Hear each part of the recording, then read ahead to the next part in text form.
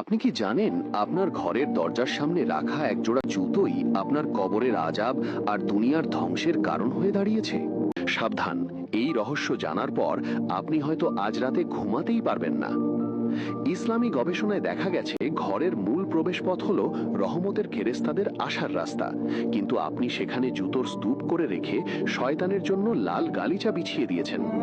রাসূলুল্লাহ সাল্লাল্লাহু আলাইহি ওয়াসাল্লাম বলেছেন, পবিত্রতা ঈমানের অঙ্গ, অথচ আপনি আপনার জুতোর সাথে বাইরের নাপাকি, মানুষের কুনজর আর রাস্তার ধুলোবালি ঘরের মুখে জমিয়ে রেখেছেন। মনে রাখবেন, যেখানে নোংরা আর নাপাকি থাকে সেখানে রহমতের ফেরেশতা থুতু ফেলে চলে যায়, আর সেই খালি জায়গায় প্রবেশ করে খাবিস জিনেরা। আপনি যদি চান আপনার ঘর থেকে অভাব চিরতরে দূর হোক এবং আপনি দ্রুত ধনী হতে পারেন, তো ঘরের মূল দরজার সামনে কখনোই জুতোর জঞ্জাল রাখবেন না। জুতো রাখার জন্য দরজার একপাশে একটি ঢাকা ক্যাবিনেট বা বক্স ব্যবহার করুন, যাতে জুতো বাইরে থেকে দেখা না যায়।